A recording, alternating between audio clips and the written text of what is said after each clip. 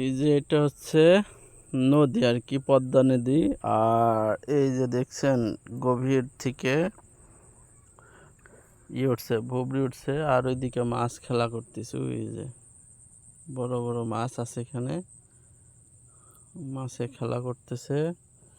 আর এই যে এখানে দেখতে পাচ্ছেন ভুবড়ি উঠছে, এটা কিন্তু চোরাবালি। এরম জায়গায় কেউ নামবেন না, এখানে নামলেই কিন্তু বিবাদ হয়ে যাবে। পা একবার আটকাইলে যত নড়বেন তত ভিতরে ঢুকে যাবে। এটা হচ্ছে চোরাবালি, এখানে অবৈধভাবে বালি উত্তোলন করা হয়েছে, এই জন্য এই অবস্থা, চোরাবালি সৃষ্টি হয়েছে। আর এই সাইডটা হচ্ছে বাইরের মাদির চর বা ইন্ডিয়া বর্ডার। এই সাইড দিয়ে যত সব অবৈধ মাল আছে, এই সাইডটা অবৈধ মাল এই সাইড দিয়ে পার হয়ে এই সব এলাকা দিয়েই পাচার হয় বা এখান থেকে উঠে।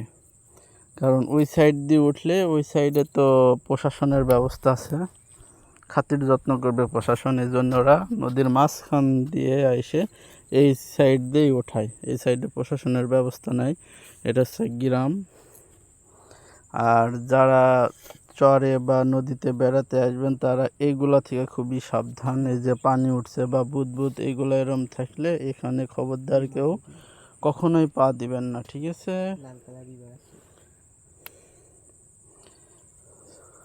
সবাই সুখে বা আনন্দের সাথে ভ্রমণ করবেন, কিন্তু আনন্দ যাতে দুঃখে বা কান্নার না হয় সেদিকে লক্ষ্য রাখবেন।